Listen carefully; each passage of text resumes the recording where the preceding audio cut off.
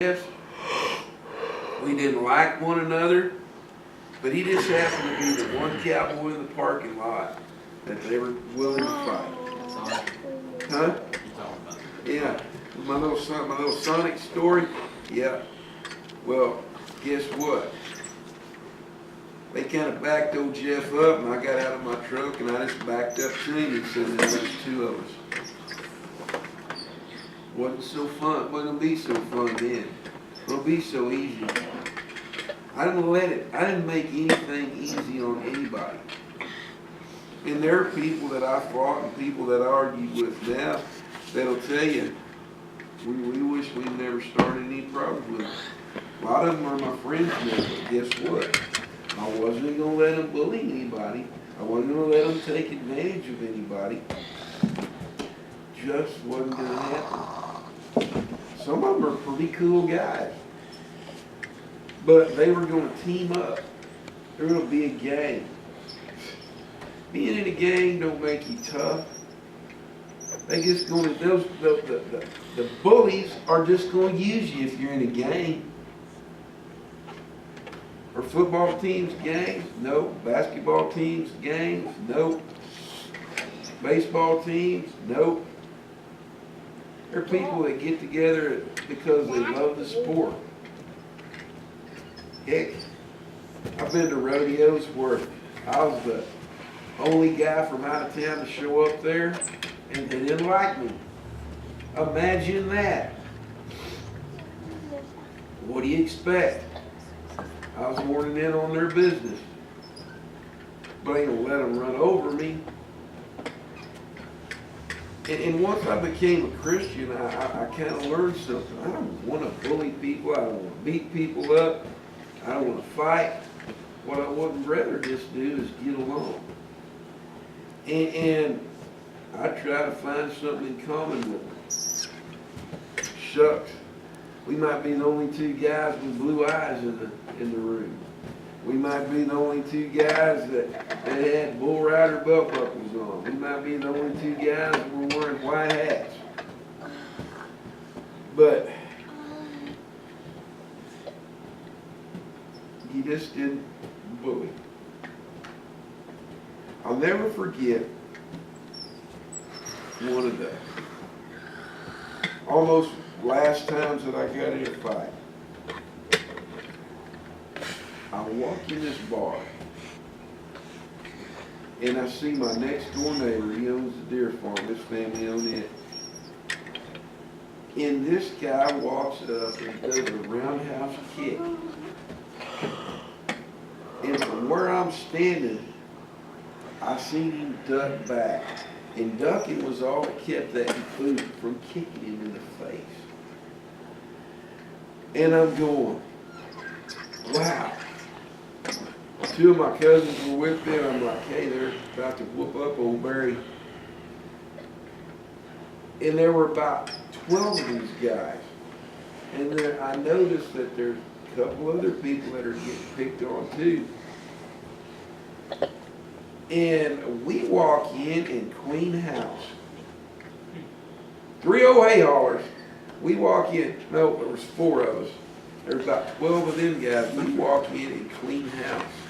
I take the biggest one, and I eat just like this, and I lock my fists together, and with all my power, I slammed him into the wall. He's, you can hear the air go out of him, and he drops to the floor, and he's like, what are you doing? I look at him, it's an OSU football player. And I shake my head a little bit, and I'm like, this is going to be ugly. This is going to get uglier. And our friend Barry, finally, he gets us stopped. And he's like, what are you guys doing? Oh, stop before we get thrown out of here. I'm like, they ain't beating you up? And he's like, no. What's going on? He's like, we're in initiation for our fraternity, and we have to put on a fake fight in tumbleweeds tonight without getting thrown out. And I'm like, you're kidding me. I just took that big guy out over there, over a fake fight? And they're like, yeah. He's like, dude, you're the first person that's ever hurt me. Look it up. And I'm going, I'm sorry. I thought you was whooping up on my buddy. I don't like bullies. I want to let you take out my friend. Those guys all ended up being our best buddies. They all ended up, I don't know where all of them are at right now. One of them went about 3 seasons in a row at Edmond School with an undefeated football team of 8th graders. So, pretty tough fella.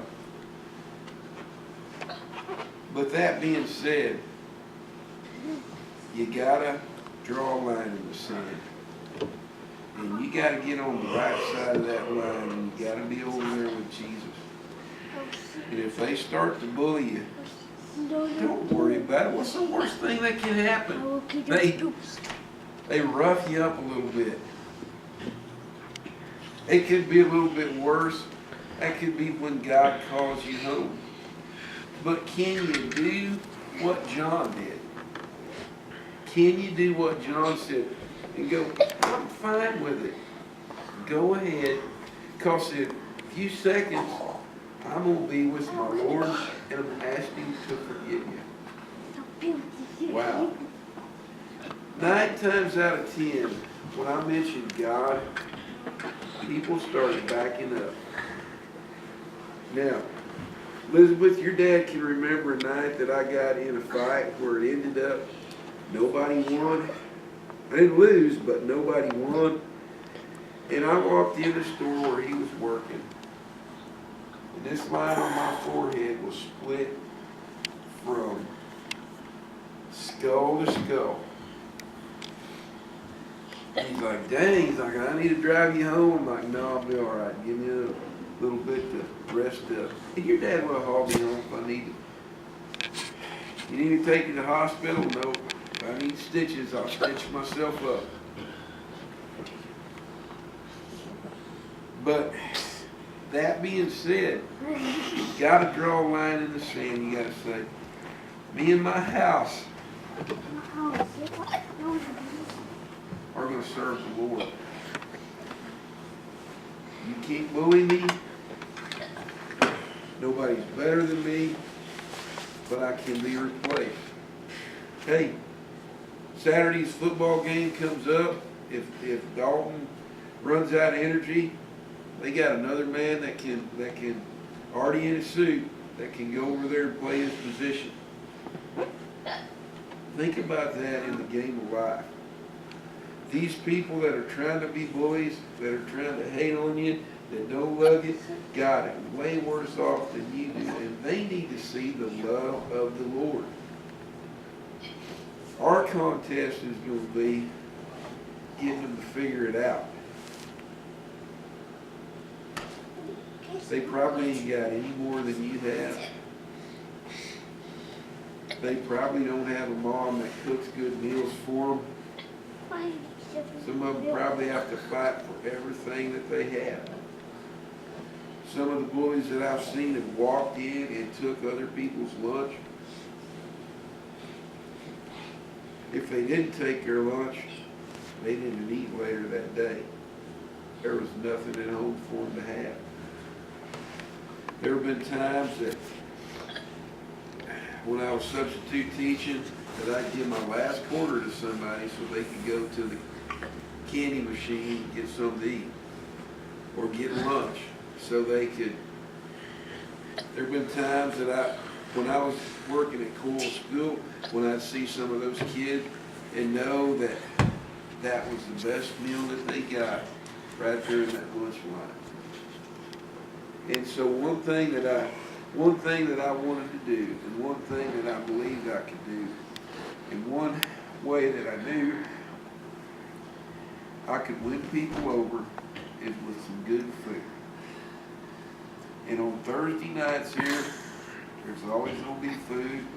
May not be what you'd eat at home, but there's always going to be food here.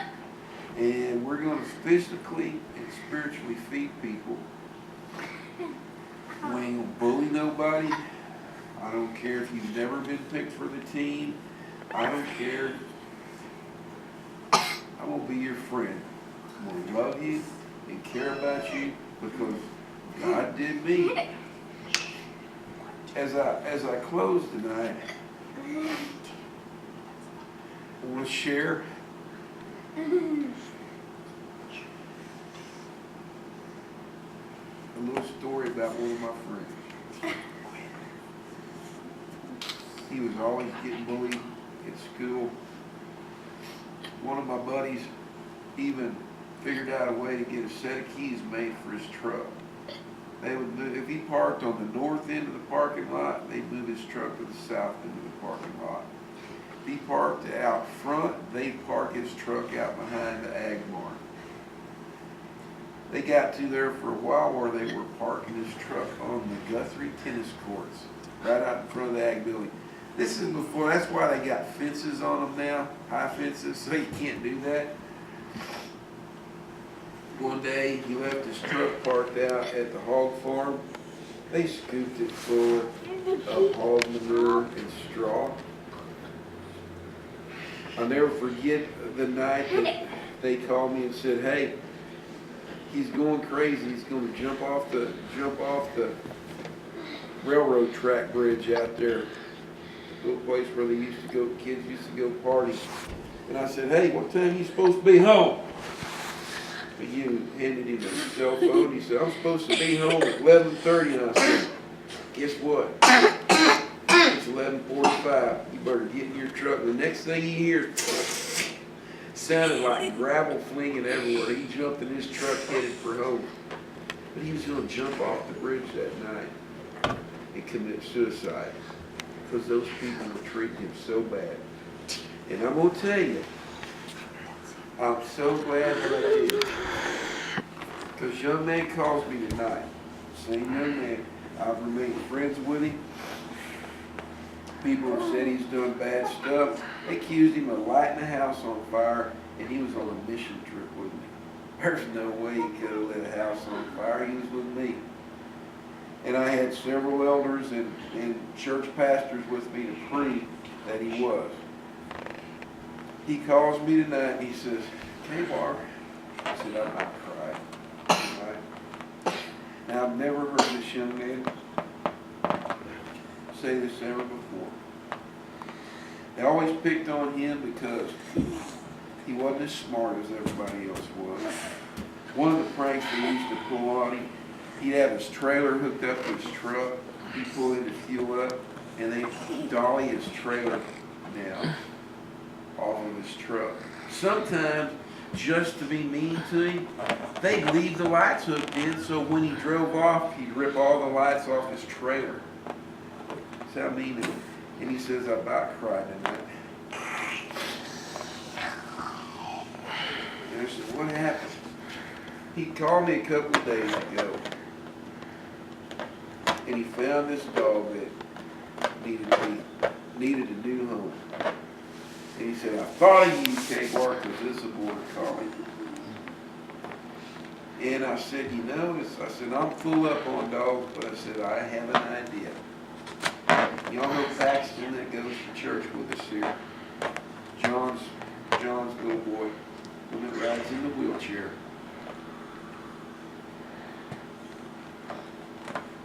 I called John and said, "Hey, I don't know if you'll be interested in this, but I think I found a therapy dog for Paxton." And he said, "Kelly,"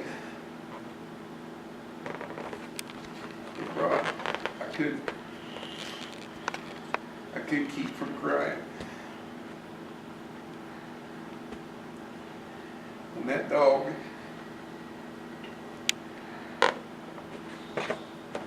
ran up to that little boy and loved him. That's one of the few emotions that I've ever seen in this young man. Nobody in this town likes him because they think he's different. He is this, he's a that. I've never let up on him because I know the Lord has a plan for him. If I called him and I was in Alaska and needed a ride home, he'd find a way to come pick me up. But I don't like bullies. I don't like the people that picked on him. They tell me the stories, and some of them are pretty funny, but I'm like, you don't realize that this guy would give his life for you because he thinks that y'all love him. You don't realize that you're bullying him. Don't you feel ashamed? And for him to be so excited over Paxton finding that dog that could bring love and joy to his life.